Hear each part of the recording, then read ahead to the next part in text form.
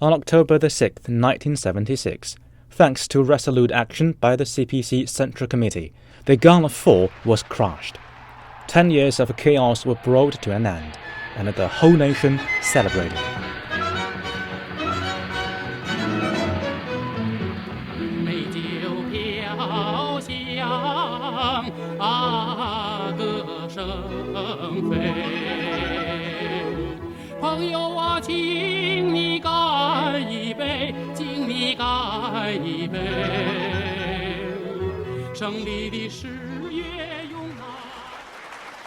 The third plenary session of the 10th CPC Central Committee was held in July 1977.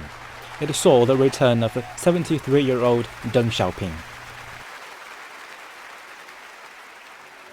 On August 4, 1977, Deng Xiaoping presided over a forum on science and education. A group of scholars demanded the college entrance examination be reintroduced. Deng strongly supported it. Subsequently, the college entrance exam was reinstated after an 11-year hiatus. 5.4 million people signed up for the exam, and 270,000 were accepted. The fate would be changed.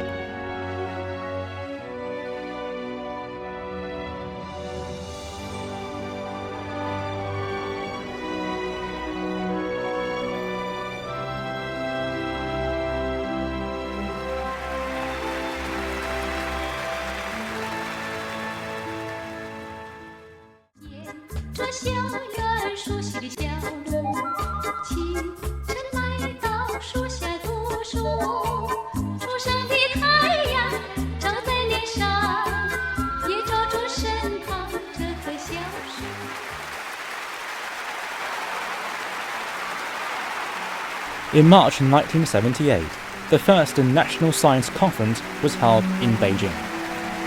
This was the first National Science Conference held since the founding of the People's Republic of China. 这个现代化关键是科学技术的现代化。现代科学技术的发展使科学与生产的关系越来越密切了。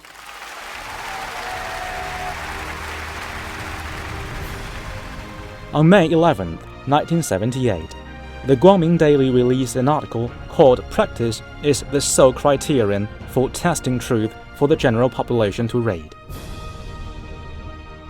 The article sparked a nationwide debate on the criterion for truth.